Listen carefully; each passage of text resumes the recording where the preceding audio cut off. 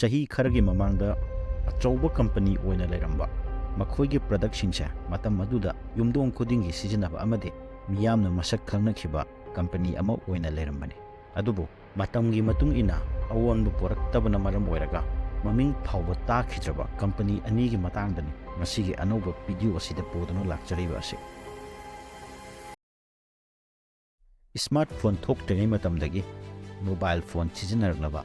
marup singi ahanba mobile phone company sa Nokia soidan oibirambani 1865 ta Nokia Corporation haiduna Europe ta leiriba Finland hairiba country asidagi haudorakhiba company asa ahanbada paper mill rubber boot television amadi electronics ki item kaya ama sarame company asina anobo production tamna hapchalapana ihan hanbo oina company asigi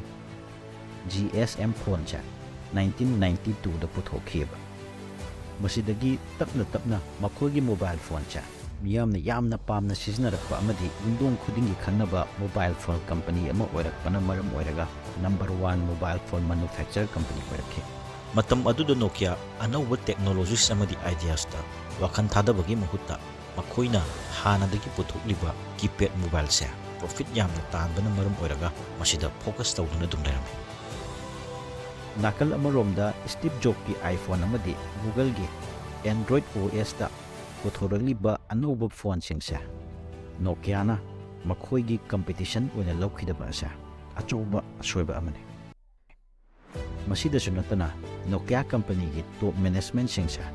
decision lobu matamda yam tapna laurameba khanghaudana atenba matam kharada global mobile phone ki market asidi smartphone na khudum chankhirame masidagidi Nokia shu makhoigi asoiba asa khangjarakpadagi market ta smartphone puthoknabagi damakta Microsoft ka partner oiduna Windows OS oiba smartphone market ta sadana puthokpa hokki adubu mase mai pakki 2012-13 da Bankrupt oidoraba company asa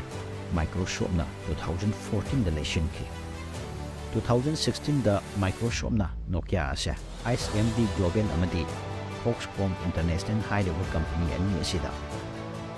2024 faoba mobile phone amadi tablet chaduna yonabagi ayaba piki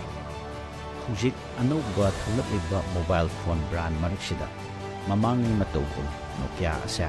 market competition ngamkhigadra haibase chawbu wahan amani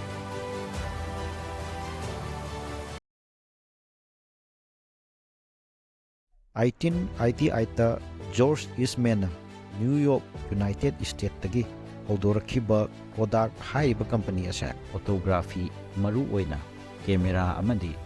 film roll gidamakta mayamna masak khangnikiba brand amani Kodak company ki business model sa yam samna hairabada camera asa ahongba mamalda profit yaw-dana yothokaga camera asida sizinariba film roll amadi photo chambada changadaba material singchida achouba profit yawraga yonba asini masigi model asina company gi growth sa asukimatik leibaga loinana global photography market ta 80% share kanduna market leader warame 1975 ta Kodak company ta engineer oiduna leiba step band session na ihan hanba oina digital camera asa pathuklam matam aduda Kodak company ki top management chain anuba idea asa series oina laukhide series oina laukhidagi maram sa karigumo haiba kanda matam aduda akhoi business model asa profit asukimatik talam asida sunatana makoi production sa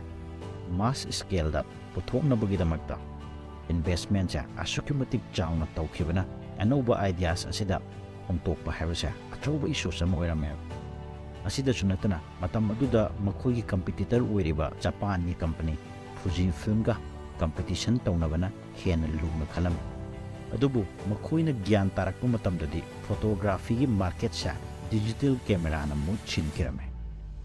matam aduda walakliba market ki matung ina digital camera amuk sadune yengi adubu matam aduda Sony Canon Nikon na chingba company singchiga competition namdabana maram oirga 2012 ta bankruptcy file tawkhi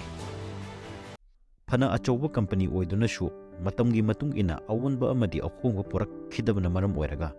ꯃꯥꯏꯊꯤꯈ꯭ꯔꯕ company ꯑꯅꯤꯒꯤ ꯋꯥꯔꯤꯁꯤꯗꯒꯤ ꯑꯩꯈꯣꯏꯅ ꯀꯔꯤ ꯇꯝꯖꯅꯤꯡꯉꯥꯏ ꯂꯩ ꯍꯥꯏꯕꯁꯦ video ꯑꯁꯤꯕꯨ ꯌꯦꯡꯕꯤꯔꯤꯕ